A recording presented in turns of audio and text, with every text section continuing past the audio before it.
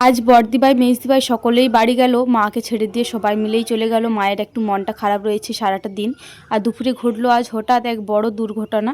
তো hi everyone, good morning. আবারও স্বাগত আমার একটি নতুন ভিডিওতে। আশা করছি সকলে খুব ভালো আছেন আর সুস্থ আছেন, আর আমরাও বেশ ভালো আছি। আজ হলো শনিবার, এখন ঘড়ির কাঁটায় ওই সকাল 7:30টার মতো বাজবে। এখন থেকে আজকের ব্লগটি আমি শুরু করছি। আশা করছি আজকের ব্লগটি আপনাদের ভালো লেগে থাকবে। আজকে বড়দি ভাই, মেজদি ভাই, বড় বোনঝি, কৃষ্ণ, জামাইবাবু সকলেই বাড়ি চলে যাবে।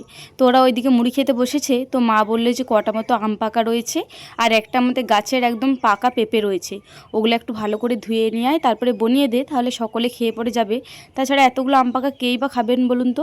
আমারও বিকেলে বাড়ি চলে যাওয়ার সিদ্ধান্ত রয়েছে, আর শেষদি ভাইও কালকে বাড়ি চলে যাবে। মা ঠাকুমা তো এতগুলো আম পাকা খেয়ে পড়ে শেষ করতে পারবে না, তো সেই কারণে মা বললো সব কটা বনিয়ে দে, তাহলে সবাই মিলে খেয়ে নেবে। তো সেই কারণে আমি সবার প্রথম পেঁপেটা আর আম পাকাগুলো একটু ভালো করে ধুয়ে নিলাম জল দিয়ে, কারণ উপরে একটু কালো কালো দাগ ছিল, আর যে কোনো ফল একটু ধুয়ে পরে খাওয়াটাই ভালো। তো যাই হোক, এদিকে অর্ধেকটা মতো পেঁপে বানালাম। এই ফার্স্ট সকালে পেঁপে খেতে খুব একটা ইচ্ছা করে না, ওই দিদি ভাইদের জন্যই শুধুমাত্র বনিয়ে দিই, এটা না হয় আমরা বিকালে খাবো। তো সেই কারণে দিদি ভাই, জামাইবাবু, মেজদি ভাই, ওই মেজো বোনপো আর বড় বোনঝি, এদের জন্যই শুধুমাত্র বানানো হচ্ছে। আম পাকাগুলো সব কটা বানাবো না, আম পাকাগুলো ওই মিনিমাম 3টে থেকে 4টে মতো বানাবো। আর আম পাকাগুলো একটু টেস্ট করে দেখবো টক না মিষ্টি, তারপরে বানাবো। তাছাড়া কিন্তু টক হলে খুব একটা বেশি কেউ খেতে খুঁজবে না। তো যাই হোক, এদিকে পেঁপেটা বনিয়ে দিয়েছি, এরপরে আম পাকাগুলো বনিয়ে দিই।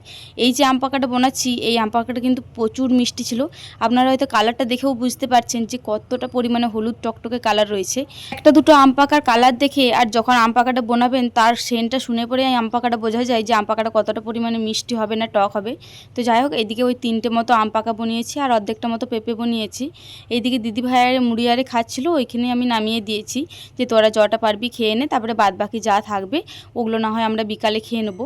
আর ওইদিকে মা বেগুনি করেছে আর সাবুর পাঁপড় করেছে। আজকে যেহেতু শেষদি ভাইয়ের নিরামিষ রয়েছে, তো সেই কারণে সকাল থেকে আর পেঁয়াজ রসুনের কোনো কিছু করা হয়নি। সাবুর পাঁপড় বেশ অনেকগুলোই ছেঁকেছিল মা, তো এই মুহূর্তে আর মিনিমাম কটা মতো রয়েছে, সকলেরই খাওয়া হয়ে গিয়েছে। তো মা বললো যে তুইও একটা খেয়ে নে। আমার তো সাবুর পাঁপড় খেতে প্রচণ্ড পরিমাণে পছন্দ করি, তবে এই এক সকালে আমার খেতে খুব একটা ইচ্ছা করে না। তারপরে এই কিছুক্ষণ আগেই মুড়ি খেলাম, পেটটা এখন ভরাই রয়েছে। তবে সাবুর পাঁপড়টা যেহেতু আমার একদম ভীষণই পছন্দের, তো সেই কারণে একটা মতো সাবুর পাঁপড় খেলাম। আর বড়দি ভাই বলছিল যে দেখ পেঁপেটা কিন্তু প্রচণ্ড পরিমাণে মিষ্টি বুনু, আর সত্যি কথা বলতে গোলা গোলা পেঁপে পাকাটার থেকে এইরকম একটুকু যদি কাঁচা কাঁচা পেঁপে পাকাটা থাকে, তাহলে এই পেঁপে পাকাটা কামড়িয়ে কামড়িয়ে খেতে একটু বেশিই ভালো লাগে। তবে ওই যে বললাম সকালে আমার এই ফল আরে কোনো কিছুই খেতে ইচ্ছা করে না, তো বড়দি ভাই বললো তো সেই কারণে একটা মতো নিলাম। তো সত্যি কথা বলতে পেঁপেটা এতটা সুন্দর মিষ্টি, এটা কিন্তু আমাদের গাছের পেঁপে। এদিকে আমার সোনামাটাও পাঁপড় নিয়ে বসে রয়েছে, তবে ও কিন্তু মুখে কুড়োচ্ছে না, কারণ ও সাবুর পাঁপড় খুব একটা বেশি পছন্দের নয়। ওই যে আলুর পাঁপড়গুলো হয় গোল গোল, ওই আলুর পাঁপড়গুলো ওর একটু বেশি পছন্দের। আমার আবার সাবুর পাঁপড়টা পছন্দের, আর ওর পাপার আবার ওই আলুর পাঁপড়গুলি পছন্দের। তো যাই হোক, এইদিকে বুনপো বুনজি সবাই রেডি হয়ে গিয়েছে, তবে সেজো বুনজি কিন্তু আজকে বাড়ি যাবে না, ওরা একসাথে বসে বসে খেলা করছে। আর এইদিকে দিদি ভাই আরে রেডি হচ্ছে, ওইদিকে বড়দি ভাই একদম পুরোপুরি রেডি হয়ে গিয়েছে। এইদিকে মেজদি ভাই এই মুহূর্তে রেডি হচ্ছে। ওদের টোটো আসবে বললো মিনিমাম 9টা মতো বাজবে ওইরকম টাইমে। আর এখন ঘড়ির কাঁটায় মিনিমাম 8:30 মতো বাজছে, এখনও হাতে আধ ঘন্টা মতো টাইম রয়েছে। মেয়েদের বাপের বাড়ির থেকে মোটেও যেতে ইচ্ছা করে না, তবে শ্বশুর বাড়ির থেকে যেদিনকে বাপের বাড়ি আসে সেদিনকে হয়তো অনেকটাই তাড়াতাড়ি করে। বড়দি ভাই আজকে 2টি মতো মুড়ি খেয়েছিল, তাও চা দিয়ে খেয়েছিল, বেগুনি পাঁপড় কোনো কিছুই নেয়নি, শুধুমাত্র ওই কটা মতো আম পাকা আরে খেয়েছিল, আর কোনো কিছুই খায়নি। তো সেই কারণে মা বললো একটা গরম গরম বেগুনি খা, দেখ খেতে ভালো লাগবে। বড়দি ভাই বলে একটা মতো বেগুনি দাও, তাহলে 1 গ্লাস জল খাওয়া হবে। তো সেই কারণে এদিকে একটা মতো বেগুনি খাচ্ছে আর 1 গ্লাস জল খাচ্ছে। আর ওইদিকে বোধহয় টোটো চলে এসেছে, হাঁকাহাঁকি করছিল। এই যে আমাদের টোটো একদম চলে এসেছে, আর এখন ঘড়ির কাঁটায় মিনিমাম 8:45 মতো বাজবে। এই মুহূর্তে টোটোটা এলো, যেহেতু বাসে করে যাবে দিদি ভাইয়ারে, তো সেই কারণে এখান থেকে টোটোয় করে যাচ্ছে ধুলাই পর্যন্ত, ধুলাইয়ে বাসে চেপে যাবে। আর বাস ট্রেনের জায়গা একটু তাড়াতাড়ি যাওয়াটাই উচিত, কারণ কখন যে কি চলে যাবে বলা যাবে না, 10-15 মিনিট আগের থেকে যেয়ে পরে বসাটাই উচিত। দিদি ভাইয়ারে তো আজকে মাকে পুরো একা রেখে দিয়ে চলে যাচ্ছে, কারণ বিকেলে আমিও চলে যাব ভাবছি, আর কালকে শেষদি ভাইও চলে যাবে। মা তো এখন থেকেই এতটা পরিমাণে কাঁদছে, আমরা কালকে যদি চলে যাই তাহলে কি যে করবে কে জানে। এদিকে বড়দি ভাই মেজদি ভাই সকলেই কান্নাকাটি করে পড়ে যাচ্ছিল। বাপের বাড়ি 2 দিনের হোক আর 1 মাসের থাকে হোক না কেন, বাপের বাড়ির থেকে গেলে পরে যে কোনো মেয়েরই কান্না পাবেই। তো যাই হোক, ওইদিকে দিদি ভাইয়ারে যাওয়ার পরে এইদিকে আমি, শেষদি ভাই, সোনামা, সেজু বুনছি যাচ্ছি এই মুহূর্তে সেন্টার। দিদি ভাই আরে যদিন এসেছে তয়দিনই যাচ্ছিল দিদি ভাই আর ওই বড় বুনছি ডিমটা আনার জন্য। খিচুড়িটা খুব কম দিনই আনছিল, কারণ খিচুড়িটা খুব একটা বেশি কেউ খেতে খুঁজছিল না, বিশেষ করে এই গরমের কারণে। আর এই যে রাস্তার কতটা পরিমাণে খারাপ হয়েছে দেখুন অবস্থাটা। তো এই রাস্তার খারাপের জন্য মা আরও খুব একটা বেশি আসা যাওয়া করে না। আগে কিন্তু যেত, তবে এই এখন যখন বর্ষাকালটা হয়ে গিয়েছে এখন থেকে কিন্তু আর খুব একটা মা আর যায় না। আর সোনা মায়ের ওজনটা তো এই কিছুদিন আগেই করিয়ে এনেছি, তবুও মনটা একটু কেমন লাগছিল যে আর একবার করিয়ে আনি, দেখি কতটা ওজন বেড়েছে। তো সেই কারণে আমিও যাচ্ছি। আর এদিকে রাস্তার যা অবস্থা, বাচ্চা ছেলে নিয়ে পেরোনোই দায় হয়েছে। আর এই যে আমাদের পুকুর পাড়ের যে রাস্তাটা রয়েছে, এই রাস্তাটা দেখতে এতটাই অপূর্ব লাগে আর এতটাই ঠান্ডা হয় এই রাস্তাটা, কি আর বলবো। চারিদিকে গাছপালা ফুল আরে সব কিছু রয়েছে, এই রাস্তাটা দেখতে বেশ ভালো লাগে। তো যাই হোক, এইদিকে আমরা সেন্টারকে চলে এসেছি। এখন ঘড়ির কাটায় মিনিমাম ওই 9:30 মতো বাজবে। 9:30 না বাজলে আমাদের আবার সেন্টারে ডিম খিচুড়ি আরে দেওয়া হয় না। এদিকে এসে পরে আমি সোনামাকে ওজনটা করিয়ে নিলাম। ওজন ওই 100 গ্রাম মতো বেড়েছে। 9 কেজি ছিল, 9 কেজি 100 গ্রাম হয়েছে। তো সত্যি কথা বলতে আমার মনটা আবারও খারাপ হয়ে গেল।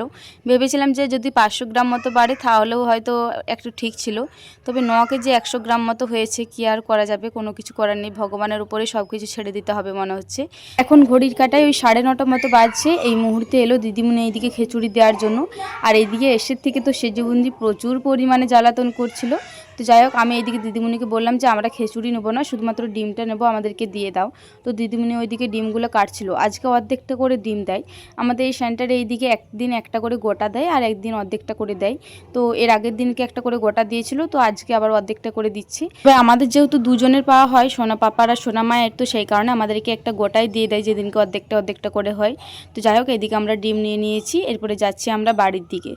সকাল থেকে মুড়ি খাওয়া দাওয়া, দিদিভাইদের স্বাদ, দিদিভাইদের বাড়ি যাওয়া, আবারও গিয়েছিলাম সেন্টার। তো সেই কারণে আর উপরে বিছনাগুলো বাগানো হয়নি, নিচের বিছনাটা উঠি সকালেই বাগিয়ে নিয়েছিলাম। তো শেষ দিভাই এসে পড়ে বললো যে চল সোনামাকে ঘুম পাড়িয়ে পরে তুই একটা বিছনা বাগিয়ে নিবি চল, আমি একটা বিছনা বাগিয়ে নিবি চল।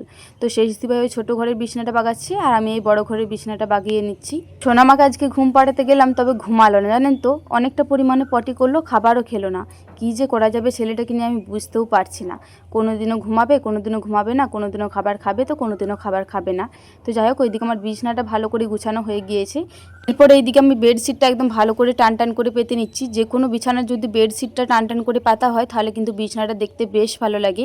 আর এদিকে বিছানার চাদরটা একটুকু বেরিয়েছিল, তো ওইটাও একটুকু সেট করে দিলাম বিছানার মধ্যে। নামা তো আজকে মিডল টাইমে ঘুমোয়নি, তারপরে হঠাৎ আমি ব্রেস্ট ফিডিং করাতে গেলাম মাঝখানে, তো দেখলাম যে 102 মতো জ্বর উঠে গিয়েছিল। তারপরে এই মুহূর্তে মিনিমাম 1:30 মতো বাজছে, এই মুহূর্তে জ্বরটা একটুকু কমেছে। গায়ে মাথায় অনেক প্রচুর পরিমাণে জল ঢেলেছি, তারপরে জ্বরটা 100-তে নেমেছে। জ্বরটা একটু পরিমাণে কমার পরে আমি সোনামাকে ওইদিকে খাবারটা খাইয়ে দিয়েছি আর এই মুহূর্তে আমি খেতে বসেছি। আজকে দুপুরের মেনু রয়েছে একদম সিম্পল, গরম ভাত, সাথে ঘি আর কাগজি আর আলু দিয়ে বাটনা ভাজা আর ভেজ ডাল করা হয়েছে। এই ভাতের স্বাদ আর বলে বোঝানো যাবে না, আমার তো ঘি দিয়ে ভাত খেতে ভীষণ ভালো লাগে। দুপুরে ভাত খেয়ে শোয়ার পরেও আবারও সোনামায়ের জ্বর চলে এসেছিলো। আমি তো ভাবছিলাম যে একটা বড় দুর্ঘটনার হাত থেকে আমরা রক্ষা পেলাম, কারণ সোনামায়ের জ্বর এলেই সোনামা তড়পে যায়, এটা হয়তো অনেকেই জানেন। আমার ইউটিউবে যারা পুরোনো বন্ধুরা রয়েছেন তারা হয়তো জানেন যে সোনামায়ের একবার কতটা বড় বিপদ হয়েছিল। তো যাই হোক, এদিকে বিকালে কটা মতো আমাদের ঘরে আত্মীয় এসেছিল, তো তাদেরকেই একটু পাঁপড় ছেঁকে দিচ্ছিলাম। তো মা বললো যে ডিশে করে দিই, তবে এরা একদম আমাদের কাছের একদম আত্মীয়, জানেন তো, আমাদের কোনো দূরের নয়, আমাদের কাছের আত্মীয়। তো সকলেই বলছে যে না, ডিশে করে দিতে হবে না, হাতে হাতে করে দিয়ে দে।